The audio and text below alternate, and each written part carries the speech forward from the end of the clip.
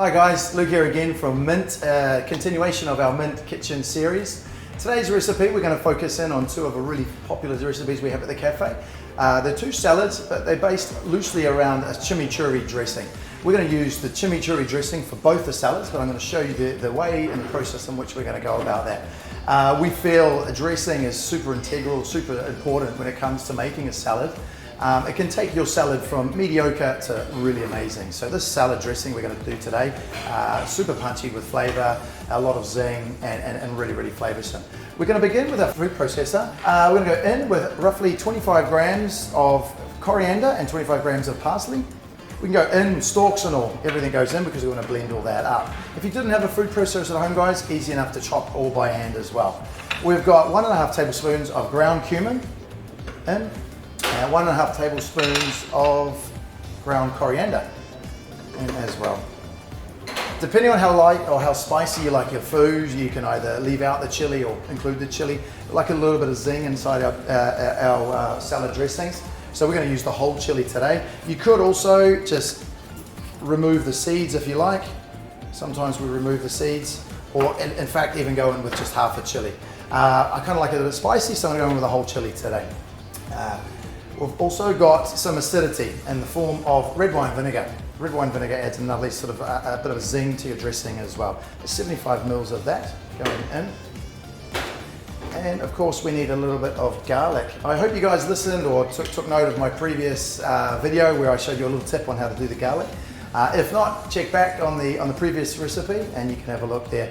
I'm going to go in with a lot of garlic. We like a lot of garlic at the cafe. We're not ashamed to say. We've got 2 good tablespoons in. It's roughly probably about 8 cloves really. So it's quite a lot of garlic, quite sort of gives you that sort of real garlicky flavour. In with some seasoning, some salt, maybe sea salt, and some freshly cracked pepper into your food processor. Okay. And then obviously we need a bit of oil to emulsify our dressing. Just going to let that go for a couple of minutes. Once you've got all your ingredients sort of all chopped up, then I'm going to slowly add in my oil to emulsify the oil into the dressing.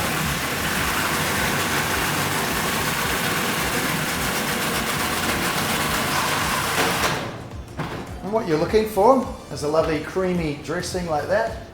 All the oil's emulsified into your ingredients and that's super flavorsome. What you can also do at this point as well, just give a little flavor check, make sure your seasoning's all correct. Maybe you need to add a bit more chili. Yep, that's perfect. So you could also, at this point, either add in a bit more chili, add in a bit more olive oil if you want your dressing a little bit looser as well. This dressing also can be used, obviously, an accompaniment to meat. Generally from Argentina, this recipe used with meat, but also great roasted vegetables, even on the side of fish. It's a really, really convenient recipe to have on hand, and if you need it.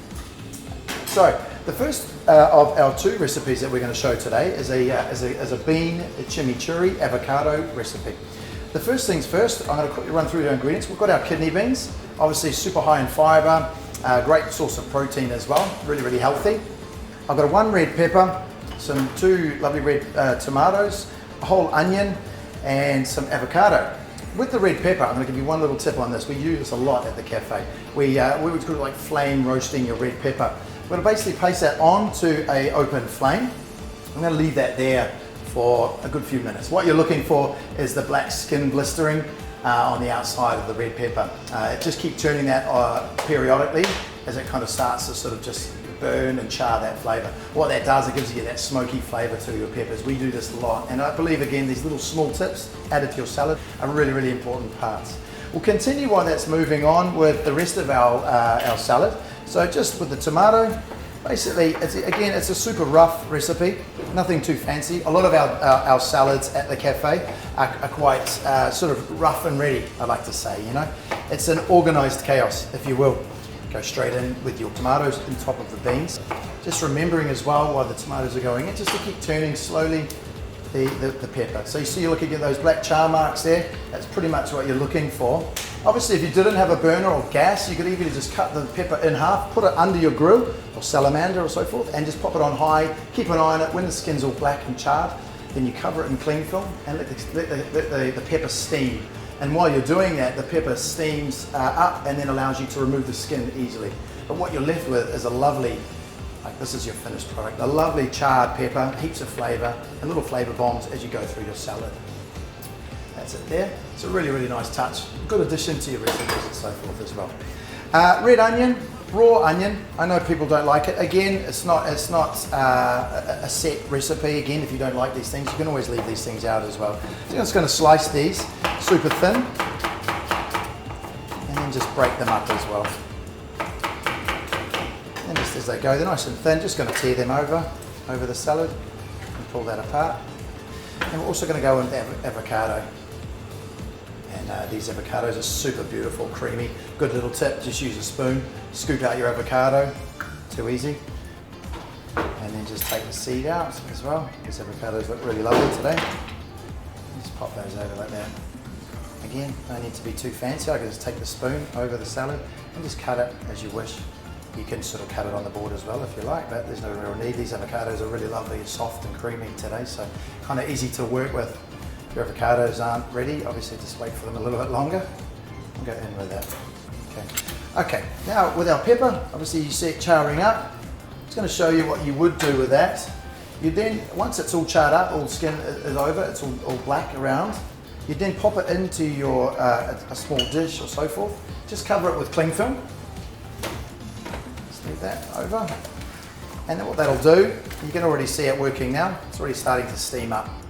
So give that about 10 minutes. After about 10 minutes, you're then going to remove the pepper, wait for it to cool a little bit, remove all the black skin and open it up and remove all the seeds. And basically what you're left with is this lovely result here. Okay, let's pop that on there for our second recipe. We're just going to slice our red pepper up. You can see that lovely glistening skin, super flavoursome. Just give that a chop, any old how really, doesn't need to be too fancy. Scoop that up over your avocados. Ready to go. The last little touch I like to add a little bit of acidity again, but in a sauce of lime. Super freshens up, it freshens up your salad. A little bit of end at the end. I go in with a little bit of lime zest over the top first. Gives that little bit of zing. And it freshens up the end of the salad. And then we'll also go in with just a touch of juice over the top as well. Lime juice. And just give that a little squeeze up and over. Pretty cool. And again, just with that last little squeeze there. Okay, perfect. What I've done today is with the salad dressing, I've doubled it for this purposes, but the recipe will be available and all the ingredients will be adjusted accordingly. So this, I'm going to go in with just half of this salad dressing over the top. Okay.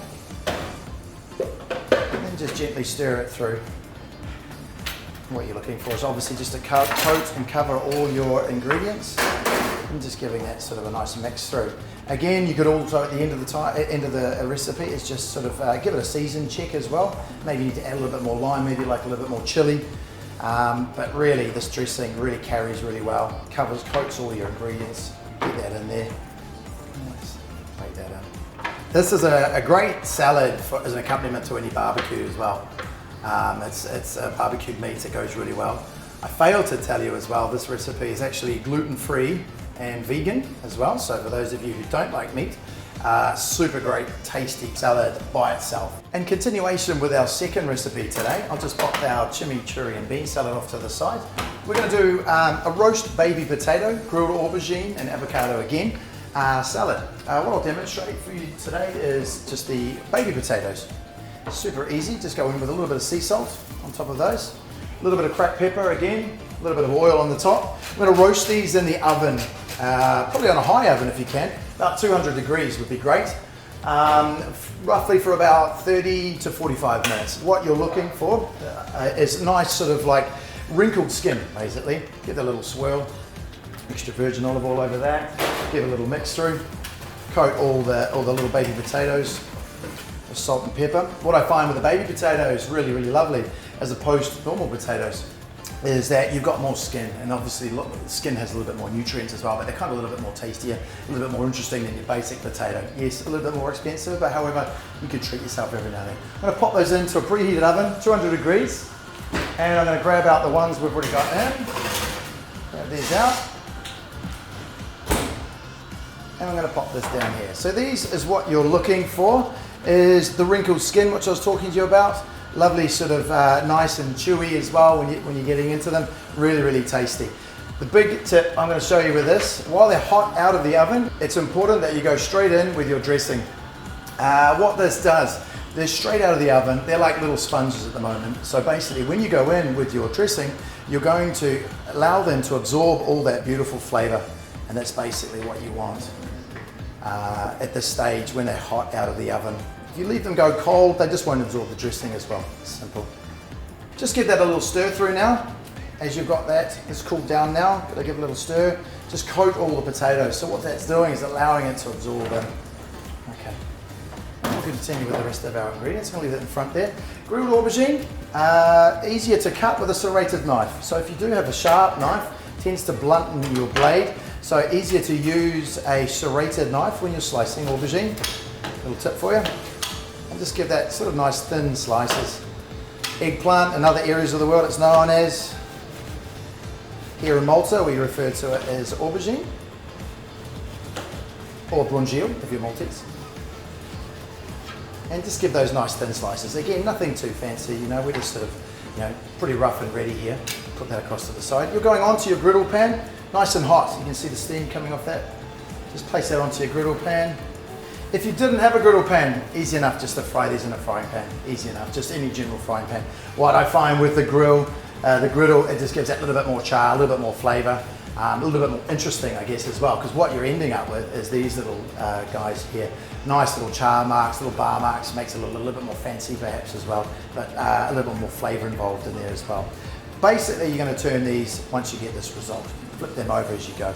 I'm going to put these off onto my chopping board. Again, everything that we kind of do, a little bit rough, a little bit ready. Go in, chop, and just tip those over the top. Stir in there. Mix those through. Again, while this is all warm, this is absorbing all that dressing as well. Again, with the avocado today, super healthy, and just a nice little treat as well. Pop that open. Again, with the spoon, just scooping that out. Super soft avocados, and just get that little chop with your spoon, easy. Don't have to be too fancy with any of it. Again, the avocado. Pop that off to the side, and again, just chopping with the spoon really, you don't need to worry about any of it. Over. Great. See your aubergines are going there now. Just give that a little bit of a turn. And what you're looking for, see the little char marks, little bar marks you got going on there. This one is a little bit longer. I'll let that go a little bit further. That's pretty much what you're looking for. Tends to soften the aubergines as well. And now, last but not least, a little spring onion. Again, if you didn't need these, you can omit any ingredient that you didn't really like. Obviously, potato and the dressing is pretty important. But if you didn't like onion or so forth, it's an easy one to leave out. Just going to slice these on a little bit of an angle, a little bit more special than just cutting it any old way, go straight down. Just give those a little bit of a chop up. And again, into your bowl with your mixing tray. Okay. And then just give that a little stir through. Stir that up. Mix all your avocado, your aubergine, your spring onion in. Again, you've already checked your dressing, but you could always do another little seasoning check again, just making sure that the seasoning is correct. And just pour that in. Another really lovely salad to add to any barbecue or picnic or so forth. Also, again, this is also vegan, gluten-free. So it ticks a few boxes really, this one. Perhaps a little bit high on the carb with the baked potatoes, but hey, who cares? Every now and then you can treat yourself. The other one, obviously the bean, is a super source of protein and fiber.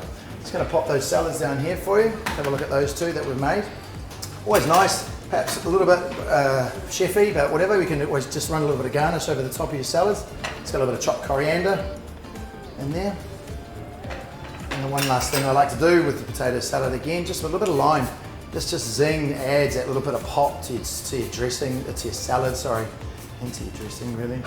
And again, perhaps just a half a squeeze of lime juice over the top. You don't need to add these things in, but just little tips like these that sort of make a big difference when it comes to a real good salad. Dressings can be the difference between a good salad and a bad salad. Basically, base lies in within the dressing. these two salads again, like I said before, popular ones at the cafe, popular ones for you guys to try at home. I thought it was a good ones to start with at least. Let us know if there's some salads that you've seen before at the cafe you'd like us to introduce. More than happy to take any comments, suggestions or stuff. Give us a thumbs up if you like what you see. Full recipes of all these things will be brought out shortly. And we hope to see you again on our next Mint Kitchen series. Thanks for joining us today and take care.